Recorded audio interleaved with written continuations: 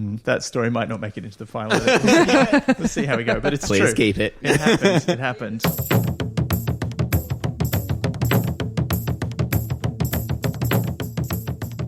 Hello there, you. It's Ben here from Pratt Chat. Thanks for listening to the podcast. I've got a little announcement. We are making a little change in our schedule. We don't do this very often. In fact, we've only done it one time previously, but we are changing the book that we are reading next month. In fact, we're changing it to not a book at all.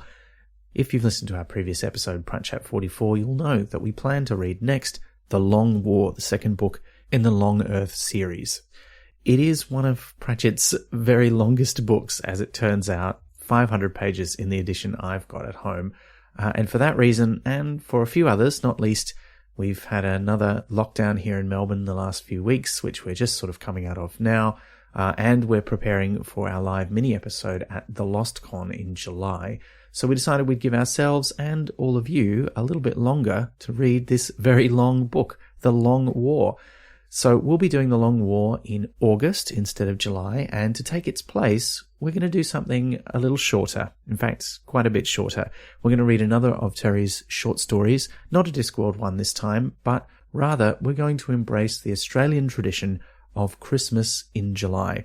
We're going to be reading his Christmas-themed horror story, 20 Pence with Envelope and Seasonal Greeting, which was first published in Time Out magazine way back in 1987. You can most easily find it in his short story collection, A Blink of the Screen. We hope you'll enjoy joining us for another short story. It should be a fun one. We're going to enjoy sharing the tradition of having Christmas in the middle of the year with you. It's something that we do kind of do in Australia. It's not a big tradition. We'll talk more about it in the next episode. But it is cold here at the moment, so it feels appropriate. We hope you'll enjoy it and that it gives you enough time to read The Long War and catch up with us for the podcast. Anyway, thanks so much for listening to this. And as a little extra treat for putting up with our change to the schedule, here's a little outtake we didn't use in a previous episode. This month, we're discussing Witches Abroad, a book where three of our favourite witches find themselves wandering around the Discworld. Speaking of echidnas, though, because you know how, this is a side point, but you know how people have hedgehogs for pets? Yes. Quite often. And I was Tiny like, ones. Yeah, but you're not really in Australia because we don't really have them as much. So I was like, what's the equivalent of echidnas? And I realized that I could not have a pet echidna because A, it would be unethical and they're wild creatures and stuff. But B, because their spines are not, they're actually really stiff hairs. And I would, every time I looked at it, I'd be like, I want to condition you to see if you would be smooth. Like, I would never do it, but I feel like you shouldn't look at your pet and go, I wonder. Just going to change you. Just going to just put a bunch of possible. conditioner on. Beautify you, yep. Because I just wonder, like, if that would do that. But yeah. I think, look, I'm going to research that and there'll be an answer in the show notes. Okay. I suspect the answer is no, but like now I'm imagining just an echidna with slicked back hair. Really like the fawns of a kid. yeah. Just Pomade. Like, clicking his fingers and going, hey.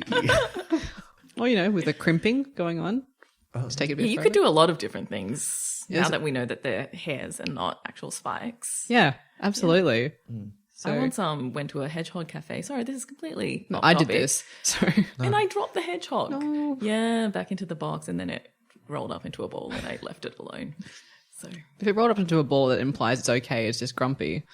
yeah, but I felt like there was a distinct air of like dismissal from it towards me. So We're done with the Yeah. holding time. exactly.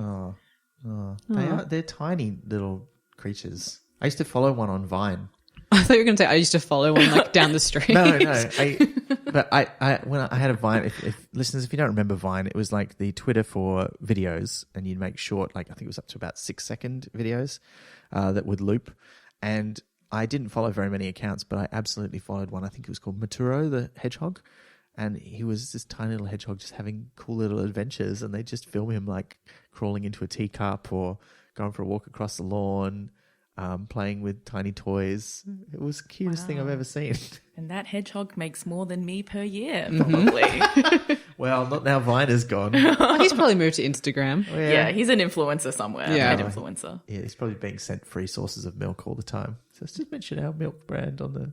Do they even drink sources of milk? I don't know. Anyway, I feel like we've digressed quite significantly. We should probably get back All right. To the hedgehog song. No. to the hedgehog something. Yeah.